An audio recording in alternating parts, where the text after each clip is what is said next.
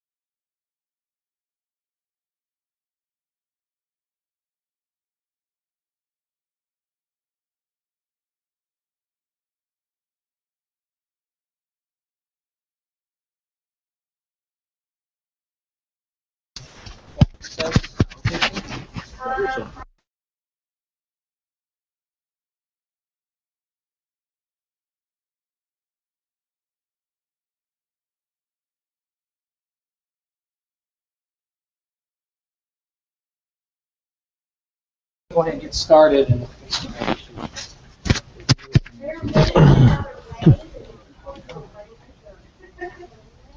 Okay. All right. You ready?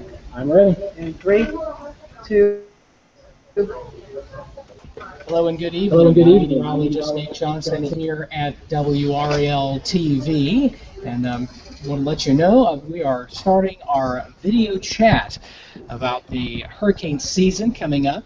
We have a panel of experts that are joining us to answer your questions about anything hurricane related. This could be hurricane forecast, but also how to prepare for the next hurricane that we'll have coming along. We do have something Tropic as of today. We're recording this on July 31st, and we'll talk about that in detail here in just a moment. But first, I want to introduce our panel of experts. First off, we have our Commissioner of Insurance for the state of North Carolina and also the State Fire Marshal, Wayne Goodwin. Wayne, thank you for joining us. My pleasure. We also have Chief Meteorologist Greg Fishel from WRAL TV here. Greg, good to see you. Good to see you too. From the National Weather Service, we have Jonathan Blaze, the Science and Operations Officer for the Raleigh office here of the National Weather Service. Jonathan, good to have you here. Thanks, Nate. And finally, rounding out our panel, we have Mark Schell, Emergency Management Coordinator for Durham County. Mark, good to have you here. Thank you. Thank you all for being here. And Jonathan, I'm going to throw the first question to you. Of course, we're talking about hurricane season. The peak is September 10th. But what are we talking about for this particular hurricane season? Well, first, thanks for having me over, Nate. The outlook this year in terms of tropical cyclone activity in the Atlantic is a high confidence forecast of near or below normal activity. So what that means is we expect fewer tropical storms, fewer hurricanes than we typically see in an average season in the Atlantic. In the Atlantic, most years, or at least on average, there are about 11 named storms, some of which become hurricanes. Typically that average is about 6, and about 2 of those become major hurricanes. This year we expect those numbers to be below those typical average climatological values. The important thing to remember, though, even though the year is supposed to be generally trended with below normal activity, is it only takes one hurricane or tropical storm to have a big impact on you and to make yourself and your family in danger. And we've already seen that this year. We've only had one tropical cyclone that's affected the Outer Banks of North Carolina, and that was definitely a threat to those folks out there. So even though the season's supposed to be below normal, that doesn't mean we should be all clear. We still need to stay safe. All right. And Commissioner Goodwin, one of the questions that I had for you was, and something that you mentioned during the tweeting, is if the hurricane's already formed, it may be too late to get the kind of insurance that you need to be ready. Can you tell us about the waiting periods for the different types of insurance? Well, that raises several points. First of all, you need to know your insurance policy and know the terms and conditions of it, but it is fairly standard that once a storm has been named, whether it's a tropical storm or a hurricane, and it's within the pocket, so to speak, if it's getting closer to the coast, it's too late to purchase new coverage. So talk to your insurance agent, know your insurance policy, and just be prepared early on. With technology today, you can find out about storms well before they are named. So stay tuned to WRAL and Greg Fishel and the great team here, and you'll be able to know when you should have the coverage and if you don't have the coverage. And Greg, one of the questions that we got during the live chat talking about the disturbance that's out in the Atlantic right now, can you tell us a little bit about what's happening with that and what the longer-term forecast is and whether or not that will be worth it? Well, ultimately, time will tell on that. A couple of days ago, I think it was a 70-80% chance of this thing becoming a named tropical cyclone, then it dropped to 50, now it's back up to 70. I think a lot of times we try to oversimplify these things by thinking that it's all about just wind shear and sea surface temperature, and we've seen a lot of cases where both those things look good and very little happens, and vice versa. So, but right now, it does appear like it has a better than a coin flip chance of developing, moving across the islands, the Caribbean islands, and then turning up toward the Bahamas. And as long as this trough that is going to bring us all to wet weather this weekend holds its ground, that would be a great way to eventually deflect this thing out to sea. But again, anytime you're talking about something 5 to 7 days down the road, it's speculative at best. So certainly something to keep an eye on, but not something that's an imminent threat for the United States. And Mark, from an emergency management perspective, what is the thing that you see gets people in trouble the most? What is in terms of a hurricane coming, is it that people don't evacuate? Is it that people go out in the storm? Is it power? What's the thing that maybe we think we have a handle on, but maybe we don't? Most folks don't remember the last storm, or they weren't personally affected by the last storm. So what happens, folks aren't aware of the wind threat or the threat from flooding. With heavy rains, you get flash flooding sometimes in areas you're not familiar with. And so folks are taken by surprise because they didn't pay attention to earlier storms. So it's really important to know the risks in your area, know the history of your area, but always be ready for the storm and be ready to just pretend it's going to be severe and act accordingly. Act accordingly. That's excellent advice. In terms of getting prepared, we hear a lot about the 72 hours and being self-sufficient. What does that really mean? I mean, I think a lot of people think, well, you're expecting to have a gallon of water per person per day. That's a lot of water. I don't have that kind of storage space in my house. At what point do people need to be starting on that 72-hour bit? Excellent question. We run to the grocery store on the way home from work every day. And so everything we do is just in time, and we've lost the concept of being prepared even for a week. Grocery shopping for a week or for 2 weeks. And so everything's just in time. So this idea of being prepared for 3 days for a lot of folks really seems out of reach. plan on a week. You folks really ought to have a week's worth of food, and some people say, well, I don't have the money to go out and buy an extra week's worth. So we tell folks, every time you go to the grocery store, buy an extra can of peas. You know, buy a little bit extra, put it in the freezer, put it in the pantry, and then just work off that supply, but always keep something there, because ice storm, windstorm, hurricane, whatever impacts, you could just be sick and not be able to get out for a few days. So be prepared for a week, and then you're in good shape. Jonathan, with regards to the state of hurricane forecasting and what we know, and maybe more importantly what we don't know, at what point do we feel comfortable, you guys with the Weather Service especially, feel comfortable with storms developing off the coast? We saw Arthur form very close to the coast. Other storms that have hit North Carolina, like Fran, for example, started way out in the Atlantic over toward the coast of Africa. Are there different seasons to that? Are there different places that we focus on at different times of the year? And where should we be focusing for the next couple of months? Well, there's been lots of research and lots of history that we have to base that on, and typically as we hit to the peak of hurricane season, which is in the middle of September, and the Atlantic over the course of the summer gets warmer, the water temperatures warm up, and as that occurs, the envelope and locations in which tropical storms and hurricanes can develop expands. Early in the season, they tend to be closer toward the continental United States. That tends to limit intensity. As the season wears on, the location and genesis region expands, and that gives those storms longer periods of time to develop and potentially intensify. But throughout the hurricane season, our partners at NOAA, we're looking up the various types of data, remote sensing with satellite data, aircraft observations, trying to get a better handle and anticipate those storms developing. Takes a vigilant eye and takes lots of preparedness, and it's not a perfect science, but there's the ability for us to see these things coming on those occasions and get folks ready and prepared. Commissioner Goodwin, as hurricanes come on shore, as they approach the shore, you may or may not have time to do anything about getting additional insurance, but how can you be ready to file a claim for whatever damages that you might have, and what are some tips that folks might keep in mind as the storm moves on shore, not only to prepare for that insurance claim, but also to protect what other property that might not already be damaged, but that might be more susceptible. For example, if a tree falls and a hole in your roof, all of a sudden you have to worry about water in places that it wasn't supposed to be.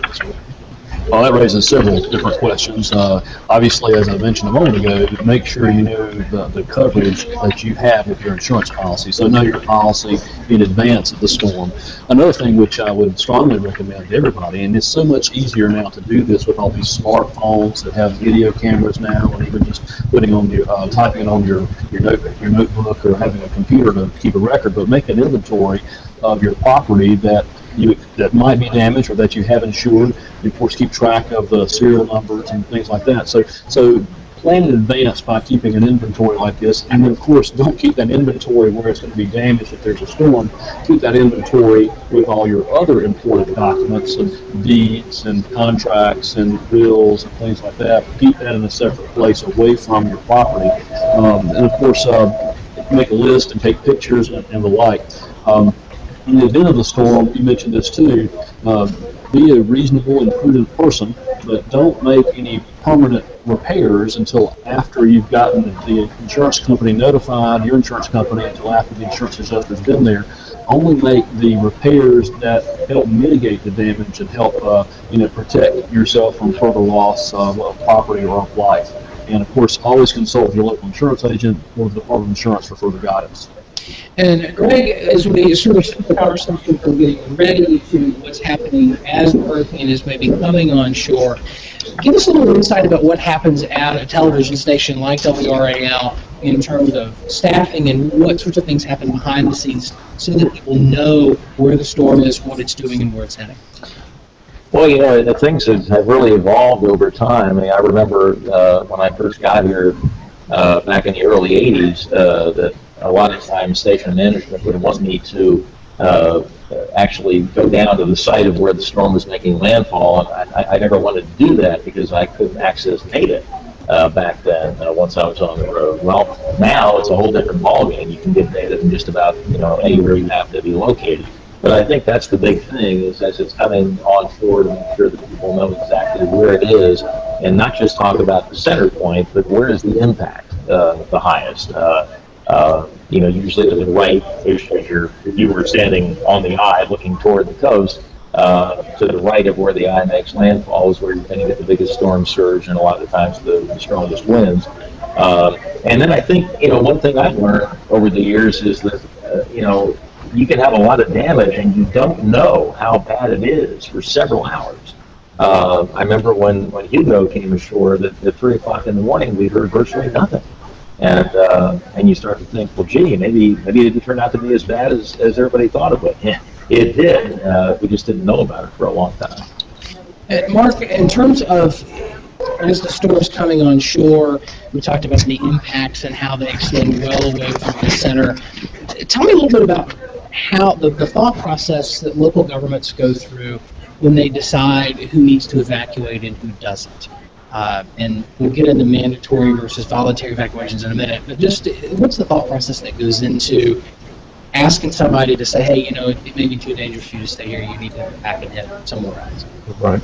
Every community does risk planning, and they map out the hazards and the risks inherent to their community. And so, for instance, in Durham County, we're not on the coast, so we don't really worry about coastal flooding or tsunamis, right? And so we don't have to force a coastal evacuation from Durham because that's not a risk. So communities do that planning ahead. So especially for folks in central North Carolina, when you go to the beach for vacation and all of a sudden the authorities are telling you or asking you to evacuate, it's because they know what the risk is and what the threat is, and they know that things are going to change. It can change rapidly and it's time to move.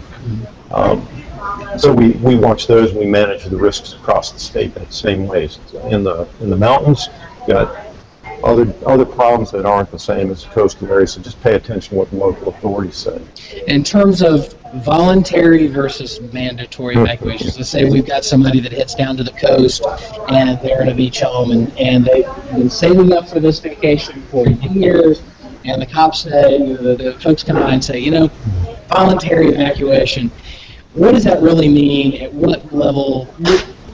Obviously, we want folks to make the best decision to keep them safe. What guidance can you give from a government standpoint to help them sort of navigate that way? Right. So that goes to how we communicate and explain what that means. And a simple way, a voluntary evacuation means, you might be disrupted. That may speak to the confidence we have in what we expect is going to happen. So we have an expectation that things might be bad, and so really, you really are to go.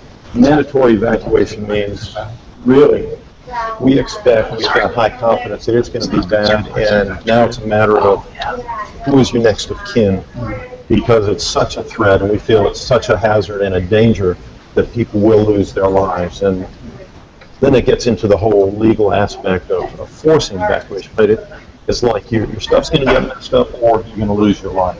And when they say it's mandatory, there's a very high threat to human life. And there are time frames that, I know you're not in a coastal county, but there are time frames that your colleagues look at in terms of trying to, when those are timed and when the deadlines are set. For example, in some of the Outer Banks counties, they'll say that all tourists have to be gone by a certain time, and then all residents need to be out by a certain time. That's usually a little bit later. What are those keyed off of?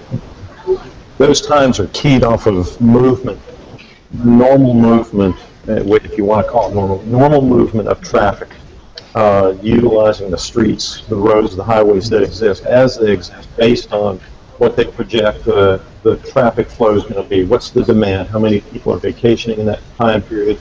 How many folks work in that area at a given time during the day? And so it's modeled based on the density of people in the area at the time. And the bad thing is people wait till the last minute.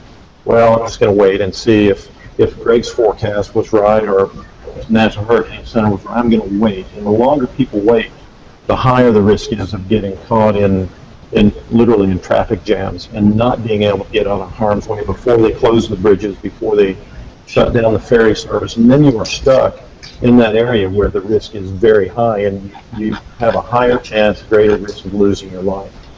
And I think we've seen that a number of times. The most recent example that comes to my mind was in Texas for Katrina and Rita, and we saw the evacuation traffic jams on I-45 coming from Houston up to Dallas, and we actually lost more people in Texas due to traffic accidents and that sort of thing than we did from the actual storm. So that's something we want to pay very close attention to. Jonathan, looking at forecasting, one of the things that the Weather Service is now putting out are these experimental storm surge maps that are an attempt to forecast how deep the water is going to be. Can you speak a little bit about where those maps came from and why the Weather Service feels they're necessary? And more importantly, what people should use them for? Well, the maps are driven and motivated by the fact that most hurricane-related fatalities occur from flooding. Much of that is freshwater flooding, which typically, of course, isn't related to storm surge.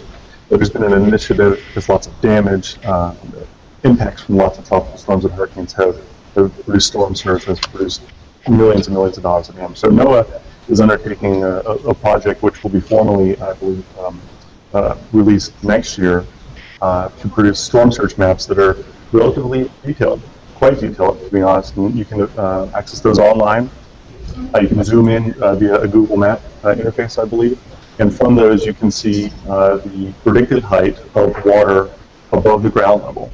And one of the difficult aspects of storm surge flooding, and the technical parts of it, is how to capture the actual increase in the amount of water. Is it the amount of water above high tide, the mean water, things like that. And folks living near the coast have dealt with that, and that's a complicating factor. But just this year, we've rolled out the experimental version of that, which tries to simplify that, and will let the public know through a Google Map interface at a specific location what is the forecast maximum depth of water above the ground at that height. Now, with all forecasting, there's an element of uncertainty in those. Folks need to use those with caution. There are going to be local differences in terrain and elevation that may not be captured by that map. But it's really a major step forward in terms of the storm surge program at the Hurricane Center. And a lot of money has been invested in that recently, especially since Hurricane Sandy. And we should see the fruits of those investments beginning next year more formally. Commissioner Goodwin, we're talking about flooding. Obviously, flood insurance is a different critter than most of your homeowners insurance policies. And there have been a lot of conversations recently about insurance along the coast and how expensive that can be, and some folks' policies being dropped and that sort of thing. Can you talk a little bit about the current state of folks who have maybe coastal homes or a second home or a vacation home along the coast, and ensuring the situation about getting those covered and getting them covered in a way that not only is affordable but also covers the risk that's assumed by having a house there? Well, there are hundreds of companies that provide homeowners insurance statewide, but these companies, insurance companies, are private entities, and they can decide whether to cover portions of or all of the state. And many of these insurance companies across the country for coastal territories have decided not to fully cover or provide coverage for coastal communities. And that is why coastal states have put in place a market of last resort that you can go to. It's been known as the beach plan.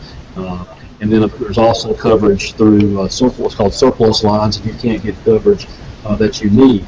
The best thing to do is find a local agent that you know and trust, ask lots of questions, find out what you need covered, find out what you can afford, and of course always let us know what's on your mind if you're having difficulty out there. There is a hearing coming up, just to remind folks, on the issue of homeowner insurance at the state, and that'll begin in October. And I encourage folks who are here and elsewhere to stay tuned to see what the outcome of that hearing will be. All right. So I want to go around the horn and ask everybody, as we sort of wind this down, I want to talk a little bit about the hurricane or the tropical storm that was potentially the most significant here in North Carolina. And I think, we all probably come up with the same list of names: Hazel, Gran, Hugo, for various reasons, both recent and in the past. But pick a storm that illustrates a particular point, a lesson that we learned. And I'll start. And Fran, I think, was one of those eye-opening storms for us here in Raleigh. It told us, yes, it can happen here. We had Category 1 wind gusts here in Wake County, And when we woke up the next morning, there wasn't a single stoplight in the entire county that still worked because of trees and power outages and that sort of thing. What other sorts of lessons have the storms in the past 60 years, going back to Hazel and even further, have we learned? Greg, I'll start with you.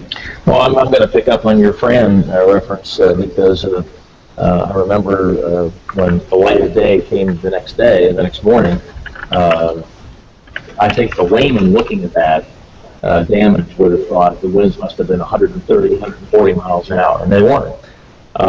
And there was a gentleman, I wish I could remember his name, but he was a professor in the Department of Forestry over at NC State. And he explained to me that the type of soil we have in this part of North Carolina takes on the consistency of a pancake batter when it's wet. And so if you think about all these trees being embedded in pancake batter, it doesn't take 130 mile an hour winds to knock them down. 60, 70 will do the trick if it keeps going hour after hour. And so I remember after that, I always was very careful to look at how much rain have we had in the weeks and months leading up to a tropical cyclone, and is that going to increase the risk of seeing a lot of root balls as it goes through? Jonathan, you're the Science and Operations Officer for the National Weather Service here in Raleigh. One of your job descriptions is to learn from the weather and make sure that all the staff in your office can learn the lessons. What's a storm that taught us something that we didn't know before that maybe we'd forgotten? Well, first picking up on Greg's point with rainfall that occurs prior to a storm, I was going to mention Hurricane Floyd, which produced, I think, 35 fatalities in North Carolina. Most of those were from freshwater flooding, from people driving their car through water and drowning. And that storm and some of the impacts of that were exacerbated by the rainfall that occurred just prior to that from Dennis, which dumped 6 to 15 inches of rain across North Carolina. So in a sense, primed the pump, saturated the soils, made a pancake batter, filled the leaks, the reservoirs were full, rivers were already elevated, and here comes Floyd coming through, dumping another 6, 10, 12 inches of rain.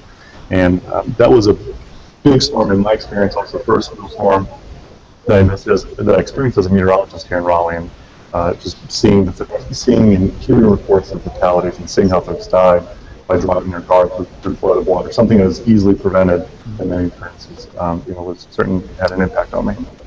Mark, what's a storm that taught us something?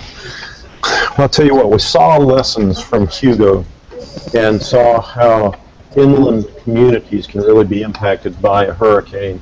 So we had those lessons on paper in front of us when we saw the forecast for Fran, and yet folks hadn't seen things like that firsthand, and if they didn't see it firsthand, they really didn't understand it. When Fran impacted us, we learned, well, we saw a lot and learned a lot, and that changed some of our, the emergency services side, some of our response protocols. We lost a firefighter in Durham County from a fallen tree as they were going out. A tree fell across the road and landed on the truck and killed the firefighter. So out of that, we learned and then determined different thresholds, wind values, thresholds after which we would not respond. We would wait until the winds died down and it would be safe to go back out the road.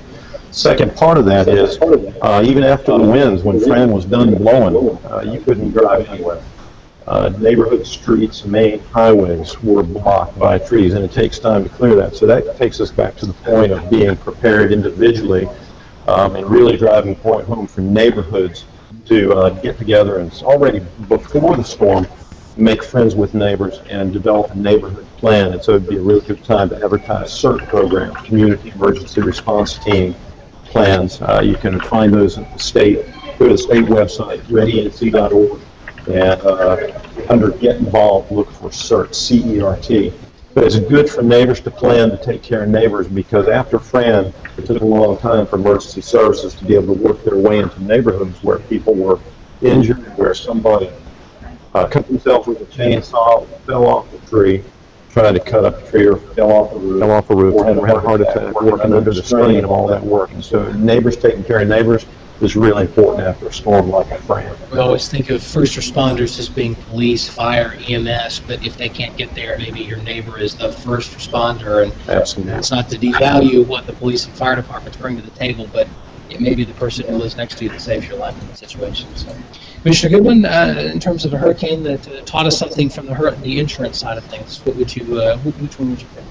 Well, one general point first, when you're asking about hurricanes that impact you, the storm that impacts you personally is probably the most impactful. But I would say this. There are two storms, too. The first one is already been referenced earlier, was Hurricane Hazel. There's still people talking about that 50 years hence. I mean, they say where they were when JFK was assassinated. They say where they were in North Carolina when Hurricane Hazel hit.